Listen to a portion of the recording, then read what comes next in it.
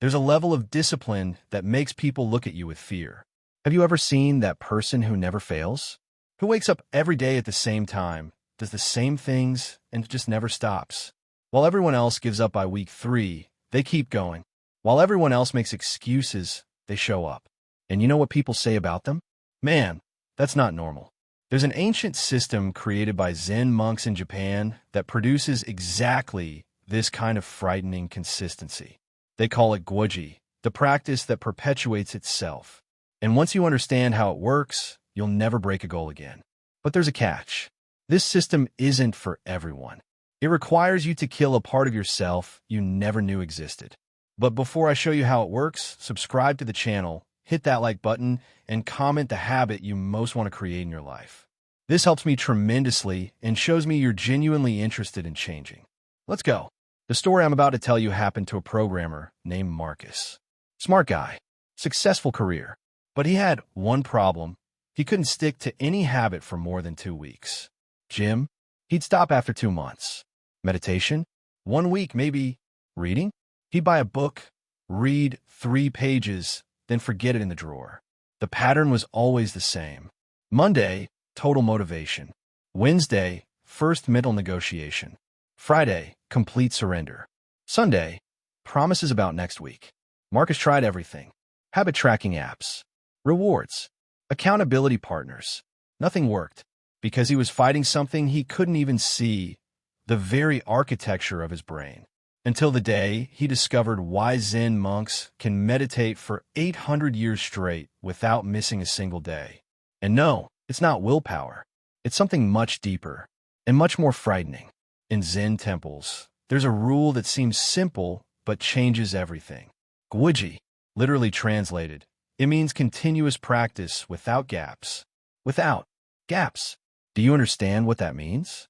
It means that since the year 1200, every single day at 3:30 a.m., a bell rings at Aiheiji Temple. And since 1200, every single day, the monks wake up, not at 3:25, not at 3:35, exactly at 3:30. You want to know what never happens in that temple? No monk lies in bed thinking, today I'm going to skip. The question simply doesn't exist in their minds. Why? Because they understand something you don't yet. Your brain categorizes every commitment into 2 boxes, reversible or irreversible. Reversible commitments become mental negotiations. Irreversible commitments simply happen. When a monk takes his vows in front of the entire community, he's not making a promise. He's changing his identity. He's not promising to try to meditate. He's declaring himself a meditator. The community witnesses it. The identity changes. The negotiation ends. A neuroscientist at Harvard who has studied habits for 15 years discovered something revolutionary. When you make a behavior public, your primitive brain interprets failure as a survival threat. Our ancestors who lost status in the tribe died. Your brain still works that way. That's exactly what Marcus did. He stopped making private promises and started making public declarations. He wrote on paper, I am a person who meditates 20 minutes every day at 5 a.m. for 90 consecutive days. He signed it. He posted it on social media. He told everyone. His girlfriend said, you're being too dramatic. His co-workers said, man, you're trying too hard. Perfect. Every person who knew became fuel. Every morning he wanted to give up. He thought about having to look everyone in the face and admit he was just another guy who couldn't deliver on his promises. Day 3 brought the first real test. The alarm rang at 5 a.m. Immediately, his mind began its usual routine. You're exhausted. This isn't healthy. One day won't make a difference. But something fundamental had changed. The thought of posting online that he'd failed after 3 days was unbearable. Having to look his girlfriend in the face and admit he'd given up again. The public declaration had made giving up more painful than continuing. But here's where the real problem began. Even with all this social pressure, Marcus was still waging war every single day. His body didn't care about his reputation. It wanted to sleep when tired. The public declaration ended the mental negotiation, but he still fought biology every morning. That's when he discovered the monk's second principle, non-negotiable hours. Every day, You waste mental energy on the same stupid question. When will I do this? Now or after breakfast? Morning or night? This decision burns glucose in your brain that should be used for actual practice. You're wasting your fuel deciding when to drive instead of actually driving. Marcus chose 5 a.m., not because he was a morning person who loved watching the sunrise. He chose 5 a.m. because the world was asleep. No messages, no emails, no distractions, no excuses. The time wasn't about optimization. It was about elimination, eliminating every possible reason to do it later. The first week was hell. His body fought against it every morning. That's normal. Your body is a machine that works with patterns, and you're forcing it to build a new pattern. It resists. In the second week, something changed. He started waking up 2 minutes before his alarm. His body had begun preparing for what now awaited it. On day 14, the alarm rang, and his feet touched the floor before his conscious mind even engaged. No thought, no decision, just movement. Here's what most people don't understand about fixed hours. It's not about finding the perfect schedule. It's about removing time as a variable. When you do something at different times every day, you're asking your brain to make a new decision every time. When the schedule is fixed, your brain can't argue with a constant. But Marcus discovered a new problem. His schedule was fixed, but he kept changing what he did during that time. Some mornings, meditation felt right. Other days, he read. Sometimes a few push-ups. His brain had found a new negotiating point. Instead of arguing about when, it started arguing about what. 20 minutes at 5 a.m. became reliable, but the practice itself was chaos. You think variety keeps things interesting, but variety is actually where consistency dies. Every time you change what you're doing, your brain has to make micro-decisions. Should I do push-ups or burpees today? Which book should I read? How long should I meditate? Every small decision is a crack where your old patterns leak back in. Marcus completely locked everything down. 20 push-ups, 10 minutes of meditation, 10 minutes of reading. Same order, same timer, same thing. His personal ango period, 90 days of identical practice. His friends called him robotic. His girlfriend said he was getting annoying. They didn't understand that annoying was exactly the point. Third week, his mind went to war. Every morning, it screamed for variety. This is stupid. You're not a robot. Mix things up, or you'll burn yourself out. Fourth week, something broke. Not his discipline, but his resistance. The voice of negotiation grew quieter. By week 6, he was halfway through his push-ups before he even realized he'd started. The practice was taking care of itself. This is what people don't understand about consistency. It's not about willpower lasting forever. It's about repetition until willpower is no longer needed. Your body learns the sequence like a dancer learns choreography. A researcher at MIT who studied the automatization of behaviors for 12 years explains, when you repeat an action in the same context for approximately 66 days, the basal ganglia of the brain take over. The behavior becomes automatic. You're no longer deciding to do it. You're simply doing it. On day 35, Marcus caught the flu. On day 40, he was traveling for work. This is where the old pattern kicks in. Sick day equals rest day. Travel equals exception. This is where you gave up before, where everyone gives up. Because perfect practice requires perfect conditions, and perfect conditions do not exist. But Dogen, the founder of Soto Zen, understood something about gaps that changes everything. He wrote that practice must continue without even a moment of gap, because in that gap, all your old patterns return. The all-or-nothing lie has killed more consistency than laziness ever could. You tell yourself, if I can't do the full 20 minutes, why do anything?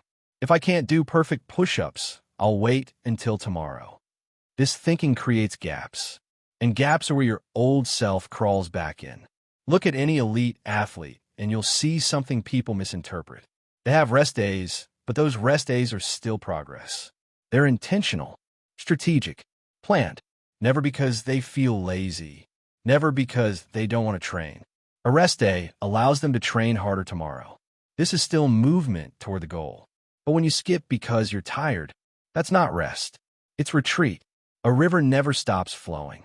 During a drought, it may be a trickle, but it never stops. The moment it stops, it's no longer a river. It's a memory of where water used to be. Your practice is the same. The moment you create a gap, you're no longer practicing. You're someone who used to practice. Travel day arrived on day 40. Airport at 4 a.m. Meetings all day. No gym at the hotel. Marcus did push-ups in the airport bathroom. People looked at him like he'd lost his mind. Great. He meditated in the Uber. He read on the plane. Nothing was perfect. Everything maintained momentum. This is Guoji. Practice continuing itself. That's when people started to notice. Coworkers said he seemed different. Friends said he was becoming obsessive. Someone actually said his discipline wasn't healthy. That normal people don't act like that. When you hear these words, you know you're on the right track. Normal people get normal results. You're not trying to be normal. You're trying to be unbreakable. But here's what no one prepares you for: the unexpected obstacles you never saw coming. Your child gets sick. Your car breaks down on the way to the gym. Your boss keeps you late. These are consistency killers because you haven't pre-decided how to handle them. Every time an unexpected obstacle appears, you have to make a decision under stress. That decision, in that moment of chaos, is where you'll choose the path of least resistance every time. The obstacle wins because you're fighting a battle you didn't prepare for. Zen monasteries have operated for centuries without missing a single day of practice. Earthquakes, wars, famines. The practice continues. How? They don't make decisions when obstacles arise. The answer already exists. When a meditation hall floods, they go to the dining hall. When the dining hall catches fire, they sit in the courtyard. There is no meeting, no discussion, no negotiation. The bell rings. The response is automatic. Marcus wrote down every obstacle that had ever broken his consistency and pre-solved each one. Raining? Push-ups in the garage. Guest staying home? Silent workout in the bathroom. Hangover, which shouldn't happen, but if it does? 2 push-ups. 1 minute of meditation. 1 page of reading. Each scenario had its predetermined response. When X happens, I do Y. No thinking. No negotiating. Just execution. The power of this isn't just maintaining the sequence. It's that you stop wasting mental energy on decisions. Your brain knows that no matter what happens tomorrow, the practice continues. This certainty changes your entire nervous system.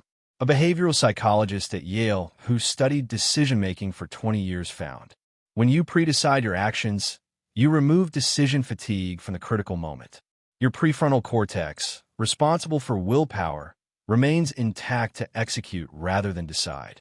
Day 70. Marcus's practice had become completely automatic. He would sometimes wake up not even remembering doing the push-ups. His body simply moved through the sequence like a program machine. His girlfriend's mother visited for a week. He did push-ups in the bathroom at 5 a.m. The practice continued because the answers were already written. On day 90, he completed his personal ango. 3 months of uninterrupted practice. But something deeper had happened. He was no longer the same person. Friends literally told him, "Your consistency is scary." His response was perfect, great. Because when your discipline makes others uncomfortable, you're finally operating at the right level. Your existence proves that everything they say is impossible is actually just uncomfortable. That's why they'll call you obsessive. That's why they'll say you need balance. They need you to slow down so they can feel better about standing still. But you're not doing it for them. You're doing it because you've discovered the secret. Consistency isn't about doing something every day. It's about becoming someone who can't do it any other way. When you implement the Guoji system, public declaration, fixed schedule, identical practice, no gaps, and pre-solved answers, you're not just creating habits. You're reshaping your identity. You stop being someone who tries and become someone who simply is. And when that happens, when that transformation is complete, people will look at you and think, how does he do that? And the answer will be simple. He doesn't. He is. The question remains, are you ready for this level of transformation? Because it's not about discipline. It's about death and rebirth. The death of your inconsistent self. The birth of your unbreakable self. The Guoji system won't make you a better person. It'll make you a different person, someone others will look at and think, that's not normal. And when you hear those words, you'll know you've finally gotten where you want to be. If this video changed your perspective on discipline and consistency, subscribe to the channel and activate the bell so you don't miss future content that will transform you. And tell me in the comments, what will your public declaration be? What habit will you implement using the Guoji system? Write it down, right now. Make it public. Make it irreversible. I'm a person who blank every day at blank for 90 consecutive days. Do it. I'll be checking the comments. Remember, the consistency that scares others is the only consistency worth having. If you've watched this far, thank you for your attention. I'll see you in the next video.